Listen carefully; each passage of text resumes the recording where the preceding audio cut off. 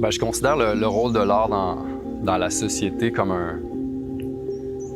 c'est une fenêtre vers les possibilités. C'est la permission d'oser. C'est une ouverture d'esprit. C'est du jeu. J'aime le voir comme du jeu. J'aime penser que, tu sais, quand on est trop occupé, quand on a, le sentiment de « OK, il faut que je m'occupe de mes besoins », là, on est comprimé. Quand nos besoins sont comblés, quand on se sent expansif, quand on se sent bien, mais il reste le jeu, il reste l'art, il reste les connexions. Il y a de l'ouverture. Je vois l'art comme une ouverture à l'autre. J'aime penser qu'un artiste est un peu un précurseur, donne la permission d'oser voir qu'est-ce qui s'en vient, ouvre les horizons, ouvre l'imaginaire, raconte des histoires.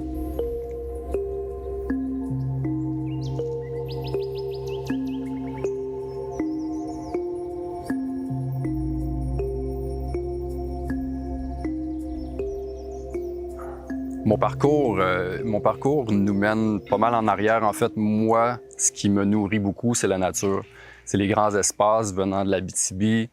J'avais accès aux grands espaces, puis dès que je sortais de chez nous, je pouvais me perdre toute la journée dans la forêt. Puis c'est là que mon monde imaginaire et physique se passait. Fait qu'à l'âge de 17 ans, j'ai décidé d'aller à Montréal. Fait que partir de Val-d'Or jusqu'à Montréal. Puis j'ai fait un DEP en infographie. Puis après ça, j'ai fait un autre programme d'études en design multimédia. Fait que là, c'était comme borderline le boom du web qui est apparu. Fait que là, il y a comme une ascension fulgurante. Il y a eu quelque chose qui se passait là, à ce moment-là. L'infographie était traditionnelle à ce moment-là. Avant ça, c'était plus traditionnel. Les outils informatiques, ils étaient présents, mais c'était devenu Photoshop, Illustrator, avec tout ce que ça apportait. Il y a comme une montée technologique qui était importante. Puis ça me motivait. Il y avait quelque chose qui était effervescent, qui m'attirait. Fait que j'ai vraiment trippé à ce moment-là. Puis je me suis redéfini, j'ai découvert que j'avais quand même un talent là-dedans. Ça a mené tranquillement à explorer d'autres médiums, mais ça s'est fait progressivement. J'ai toujours été attiré par la peinture. Il y a quelque chose qui me plaît avec cette matière, avec le fait que ce soit physique, avec le côté non prévisible de ce que tu peux avoir sur la toile. Tu peux avoir une vision, puis ça donne d'autres choses quand tu le fais. Puis progressivement, le bois s'est installé. J'étais intéressé à faire la sculpture sur bois. J'ai commencé avec des vieux ciseaux à bois cheap à sculpter un peu plus en ronde bosse. C'est pas ce que je fais en ce moment, mais là, je trouvais des morceaux de bois puis je les sculptais. Puis ça a évolué tranquillement à partir de ça.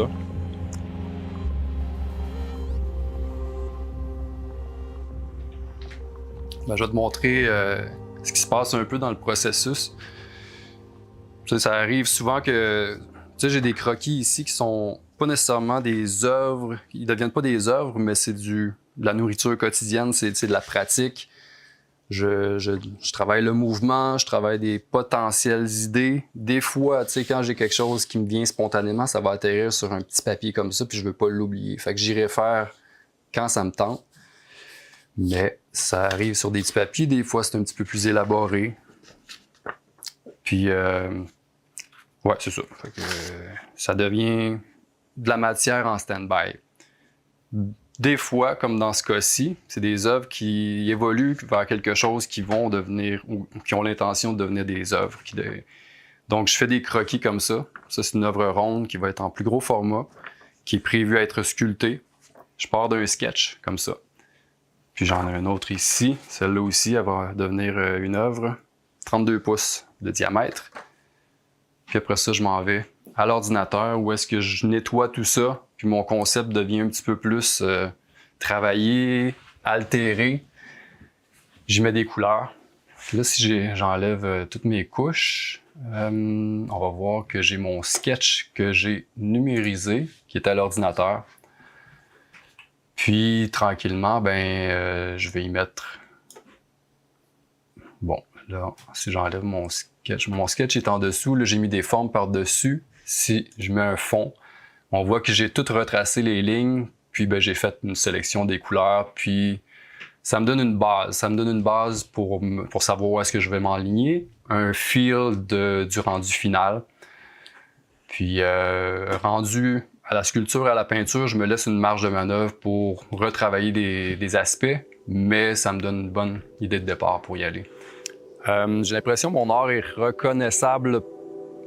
On va revenir à l'esthétique, mais la fusion de mes habiletés en graphisme, l'aspect expressif, le mouvement qui se trouve dans mes œuvres, puis le fait que ce soit des œuvres sculptées murales, qui fait que j'en vois pas beaucoup, mais c'est pas pour me démarquer, c'est vraiment un intérêt. Je pense qu'il y a beaucoup un aspect mouvement, abstraction, mouvement, qu'on peut reconnaître. Là. Il y a beaucoup de...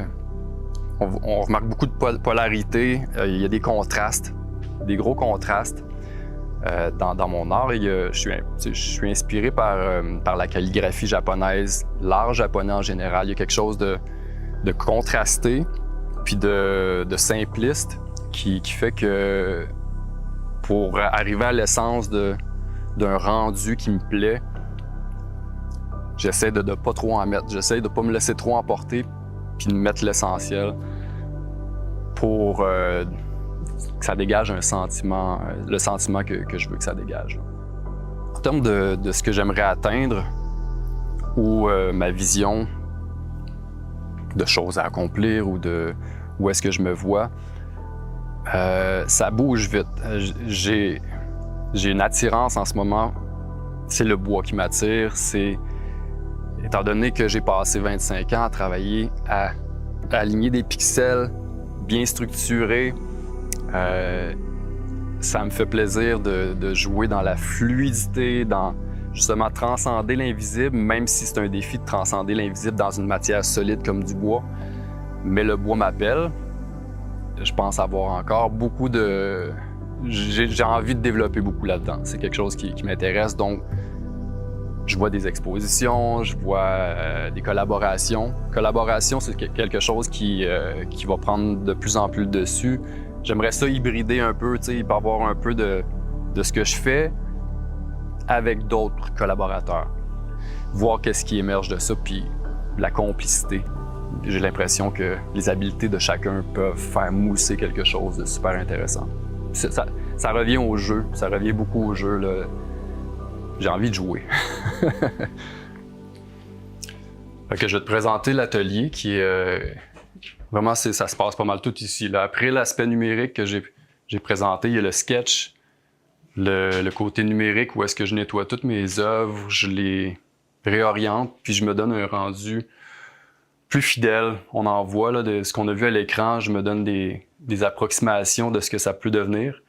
J'ai toujours ça en stand-by. Après avoir passé aux œuvres numériques, j'ai ma pièce de bois ici et mon projecteur de l'autre côté. Je viens projeter ce que j'avais à l'écran sur une œuvre. Celle-là est prête à être projetée. Donc, je vais pouvoir tracer les lignes, les grandes lignes, le squelette de ce que j'ai à sculpter sur cette planche, sur ce panneau de bois-là.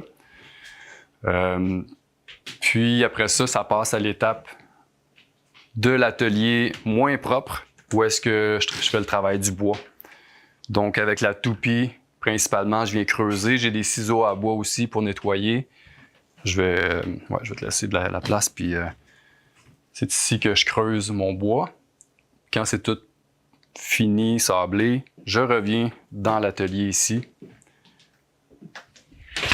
Puis je fais la partie peinture. Peinture-teinture. Celle-là est avancée dans la partie peinture. Il va y avoir quelques détails à rajouter. Possiblement un fœtus ici, peut-être que non. Puis, donc ça se termine pas mal ici, à peu près ça va être la couche de finition. Le design graphique a pris beaucoup de place depuis le dernier quart de siècle. Puis évidemment, ça nourrit ma pratique énormément. Ça rend mon art un peu plus contemporain parce que je le choisis. En fait, je pense que je suis biaisé d'une certaine façon. Mon esthétique, c'est nourri du monde du design graphique, la direction artistique, le monde de la publicité, le monde culturel, mais promotionnel. C'est sûr que ça vient infuser quelque chose dans mon art. Puis évidemment, dans les techniques que j'utilise, parce que j'utilise beaucoup aussi les outils informatiques dans le processus artistique.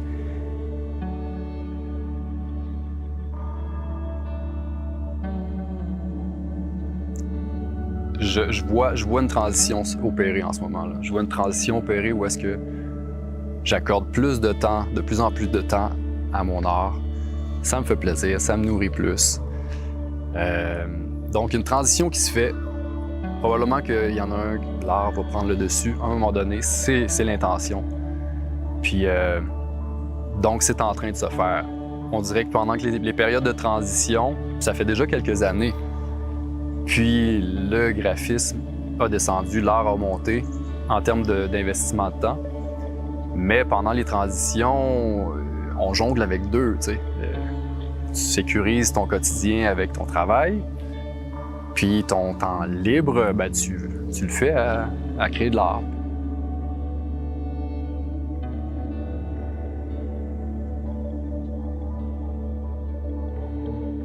Un jour, tu sais, évidemment, en ayant mon temps, mon espace mental, physique, émotionnel, tout dédié à l'art, je suis curieux de voir qu'est-ce que ça peut donner, tu sais, d'être complètement immergé dans l'art sans distraction, si on veut, malgré que ça me nourrit quand même. Quand je dis le graphisme nourrit mon art, mais c'est des outils qui sont restés. J'ai tellement d'expérience là-dedans que ça va me rester.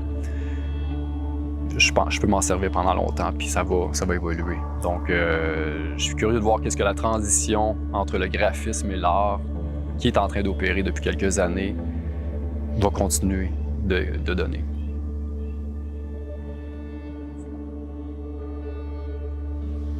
Prendre soin de moi est une extension de mon art. D'avoir un mode de vie sain, de simplifier les choses, tout ça est un terreau fertile pour moi. Les connexions que je crée, la façon que je suis dans le monde, c'est de l'art exprimé différemment dans le monde. Puis si mon terreau est fertile, je sens que le reste devient des fruits. Mes œuvres deviennent les fruits.